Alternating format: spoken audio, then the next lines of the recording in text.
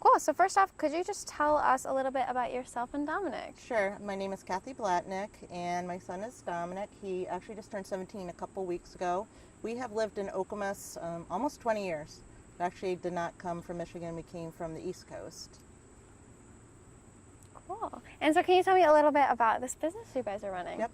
We, during the pandemic, Dominic had a lot of extra time, so we were thinking, maybe we'll start a business. And actually it was Dominic started doing private speech therapy started I think in June of last year, doing it twice a week. And one of the ideas actually that she had, because she knows that Dominic likes to bake, is to bake, and then we would go to her house in Hazlet and she would pay us. And I started thinking, I wonder if this would be like maybe an idea, we could try it. So I did some research. We started, actually the very first order we had was the end of November with a friend of mine, and it just kind of took off from there. Unfortunately, my dad passed away unexpectedly on the East Coast, so everything about the middle of December, about a week before Christmas, he passed away, and so everything really got put on hold until about the middle of January. And then we started a Facebook page, and we got on the front page of the Lansing State Journal, and oh my gosh, it just kind of blew up from there. And now we just had our 115th order yesterday. Perfect. That's awesome. Yeah. The community has been extremely. Okay, there goes. The community's been really, really, really supportive.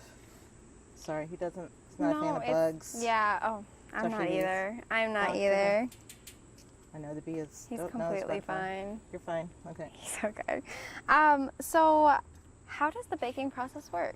What we do is we get an order from someone, and we usually have to get their address.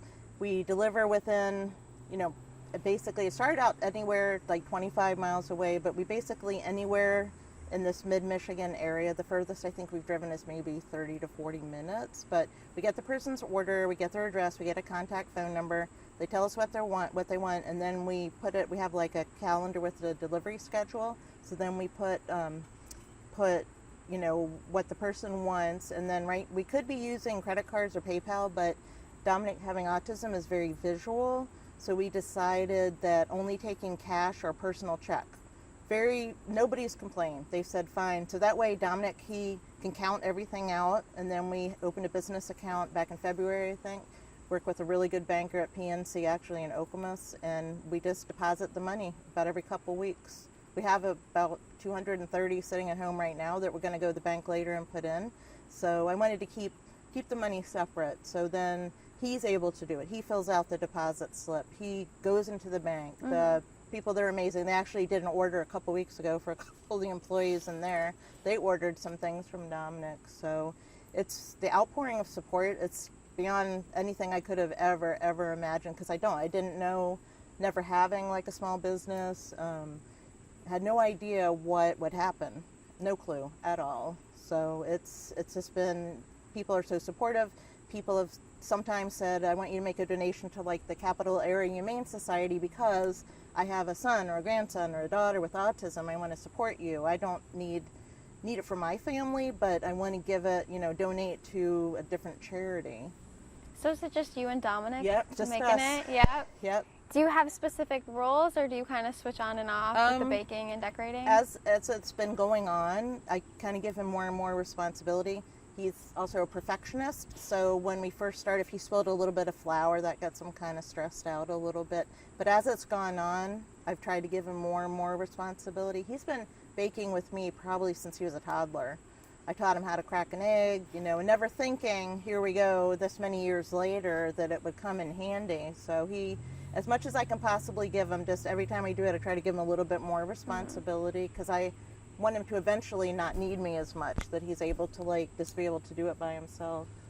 That's good that he's a perfectionist. Oh, well, in some ways. Doesn't leave a mess while you're cooking. No. Down it. Come on, sit up. It's okay. Oops, sorry, my questions went away. So why do you think that this business is important? I think it's important.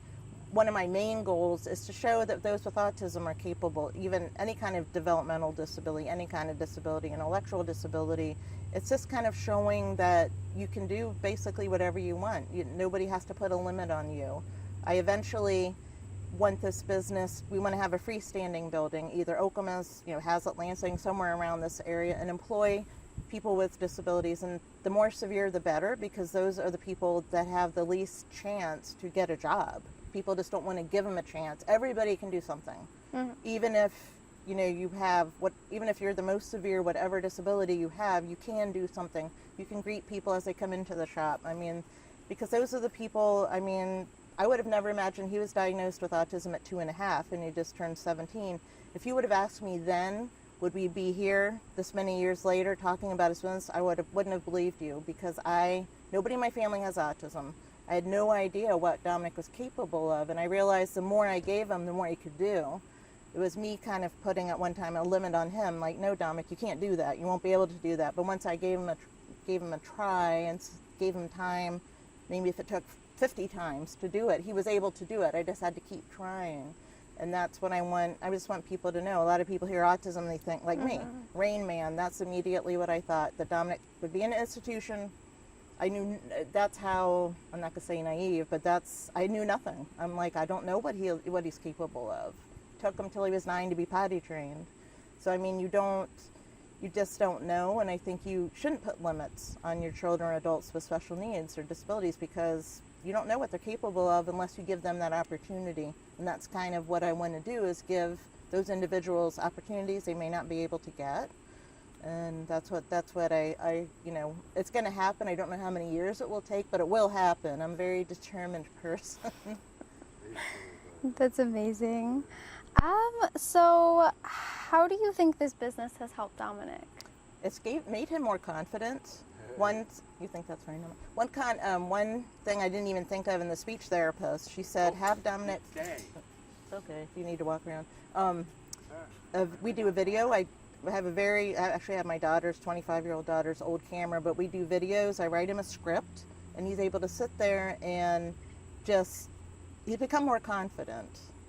He's especially during the pandemic, he's gotten extremely close to me, because I'm kind of his safe person. He did school all virtually, all of his junior year, last year in high school.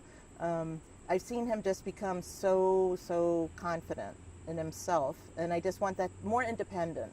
He's very, like I say, very attached to me, and became very close to me during the pandemic, but just be able to have that more independence, a little bit more away from mommy and not so dependent on mommy all the time. So Has he always been a mama's boy? Oh, yeah. Yes. He's the youngest. He has a 37-year-old half brother, and his sister's 25, and then he's 17. So he's the baby of the family, and I kind of have babied him, and it's been hard because I don't like to see him fail, and I think that was part of why I didn't know if he could do certain things. So I'm like, oh no, he's gonna be too upset if he fails, and I've had to change my mindset, and especially during the pandemic, it's like, oh, Dominic is capable of so much more. And my daughter and my husband would always say that to me when Dominic was younger. They're like, why are you limiting him? And I'm like, because he's not gonna be able to do it. And then I realized that this does him a disservice, and I have to just keep putting, so what if he can't do it the first time? We just keep trying until he can do it. Like, he doesn't like, cracking the eggs. If it falls on the counter, I'm like, okay, Dominic, we'll clean it up and then keep going, and try not to make a big deal out of it. Then he doesn't get upset about it. So it's just watching him kind of flourish like a flower, kind of blooming. It's been, like I said, I had no idea whether two people would order and that would be it. To be on our 100, and tomorrow we have an order, Friday. It will be 116 and 117 orders. It's like, oh my gosh, it just keeps going and going and going. I thought, a couple months ago, if we made it to 50, that would be great. And now here we are heading towards 125, 150, 200, and just keep going and going and going. And we get people that are repeat orders. I got a new person last night that reached out and want some blueberry muffins. And it's cool to have people order more than one time and just keep going and going and going. So that's cool. Yeah. Crazy. It has really been kind of crazy. So how has the community, I know you kind of touched on people becoming repeat customers. How did the community initially react, and how are they kind of reacting to your business now? I think they weren't quite sure exactly what it was. Actually, the gal last night, she's a newbie. That's what we call it, regulars and newbies. And she said, oh, I've been following Dominic for a couple months on Facebook. And I'm like, wow, there's people that haven't ordered, but people have ordered.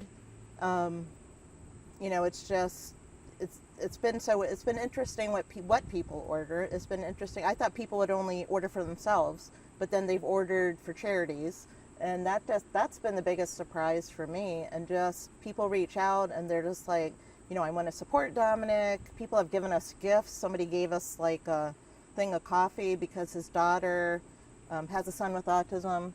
We made his wife a surprise birthday cake. She was like crying, and it's like, oh my gosh, people have given. One gal, she saw in a video of Dominic's that he was having trouble, he's a lefty, having trouble like frosting a cake. So when we gave her delivery, she goes, come on into my house, and she gave us like a brand new set of like specialty, I'm trying to think what they're called, spatulas, icing spatulas.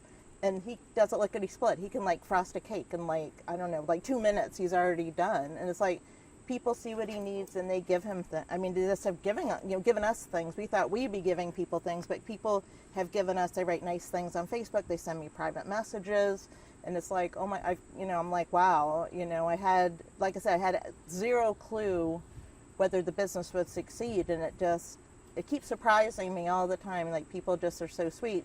So the lady, I think she wanted the muffin. She said, I've just been following you for months. I'm like, really? I had no idea. And I'm like, that's like so nice of you to say. And people, they just love supporting Dominic. They love the mission. They love that he has disabilities, but it's not holding him back. He's able to still go out and, make I also was telling my husband that if we made things and people don't like it, or found a hair in their food or something, something like that, they wouldn't be ordering. But we use recipes. It's completely homemade. Only frosting do we use, like Pillsbury or something, because it has preservatives. And part of the Michigan cottage food business is it has to be able to be at room temperature. You can't have like a banana cream pie because it has to be refrigerated. So there are some limitations with a Michigan cottage food. But I mean, the best thing is being able to do it where he's most comfortable, in our kitchen. And it's like I said, it's just been beyond anything I could have ever imagined. You guys really created kind of a sort of community through this. It is. And people, they tell me all the time, I have a friend with autism, or, we want to support you. People give us sometimes huge tips, and I'm like, that's too much. I said, that's way too much of a tip. And they said, no, we want to support Dominic. And I purposely made the prices low. I've had people say we should charge more money, but I want people to be able to afford it.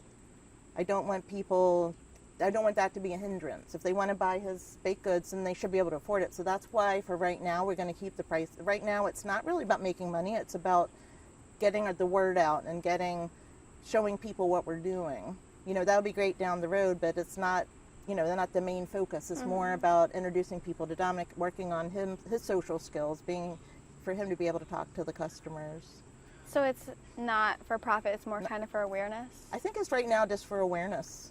Eventually for profit, but right now that's not really, maybe that sounds not right, but it'd be great to make money, but at this point it's not the main focus. It's more like getting the word out and building relationships with people. And we love it when we get a repeat, but we love it when we get new people too. I'm like, yay, and I almost want to say, like, where do you hear about us? But we don't have a website, just a Facebook page.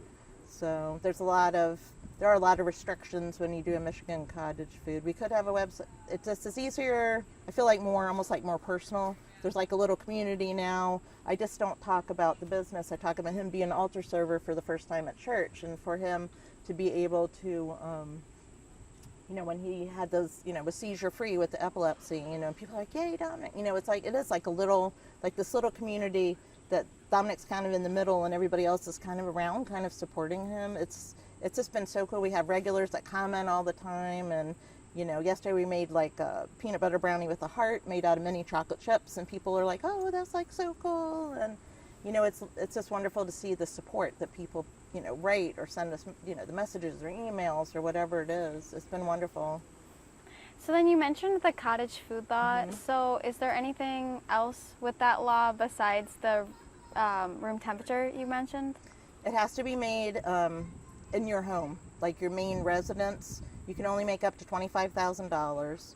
The whole mission behind the Michigan cottage food business is, instead of laying out maybe $50,000 or more to buy a building and have a commercial kitchen, it kind of allows you to kind of get your feet wet and see, okay, is this something I want to do before you lay out lots of money? Because basically there was really no cost.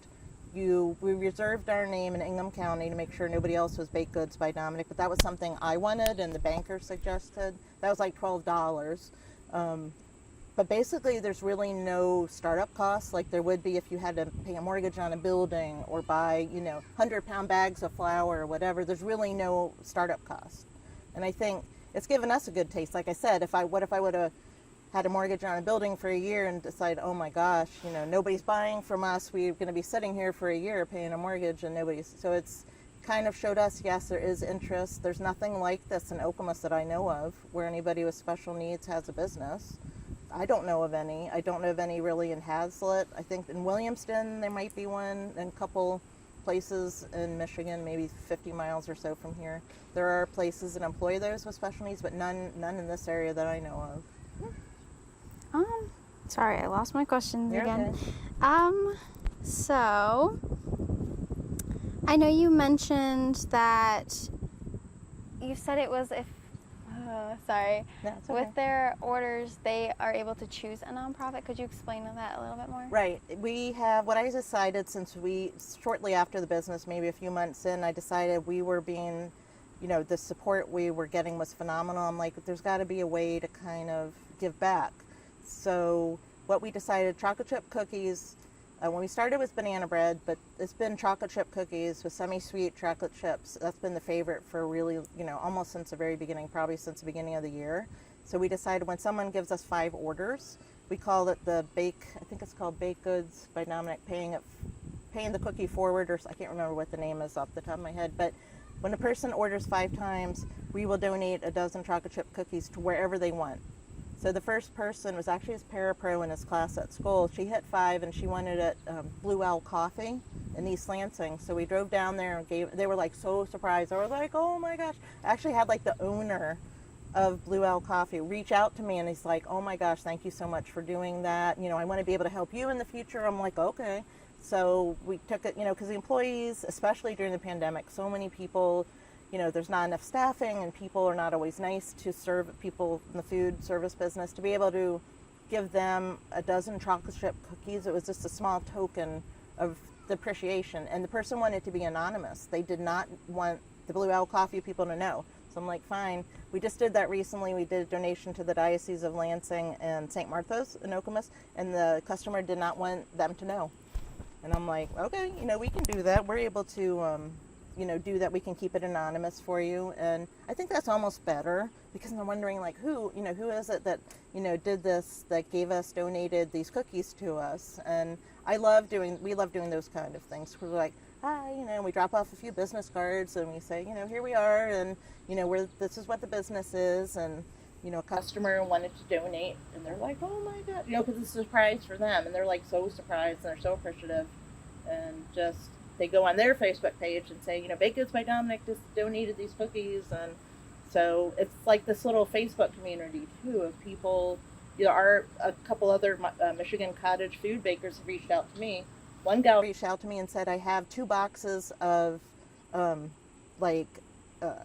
baking supplies. Do you want them? I'm like, sure. So we drove out to Lansing and 2 boxes, probably at least worth a couple $100. For free. I'm like, don't you want any money? She's like, no, I want to give them to you, Kathy. And I'm like, okay.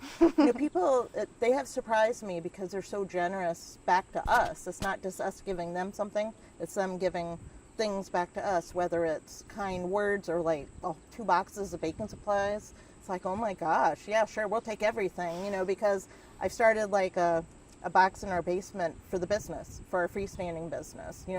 Might not be able to use it now, but definitely in the future. So I'm like, sure, we'll take it. Whatever, if you want to give us things, I'm not saying no. So yeah, it's very generous. So is there anything else you would like to add? No, I think just, when you have, it's challenging. It can be, especially during the pandemic, it's challenging to have someone with, that has disabilities. I think just give people a chance. There are a lot, like I said, I had to learn kind of the hard way.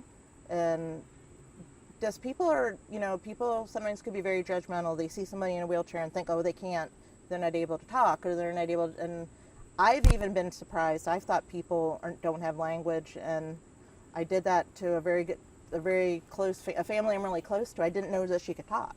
And she started talking, and I'm like, I made that assumption that someone, so I've learned, don't always make assumptions. If you see, him wearing his headphones, he can hear what you're saying. He just has the trouble with the outside environment. So I think people, when you see somebody in a wheelchair, just a smile, just realize that people are a lot more capable than what you think they are. I guess that's my main thing I'm trying to say. I talk too fast. No, you're okay. Do you think, would Dominic want to say anything? Dominic, you want to say anything? No? The bugs? Yeah, he's not a big fan of the bugs. Oh, I'm not. Ugh, bugs. So I think that is it. If there's anything else that you want to say before, I can't think of it.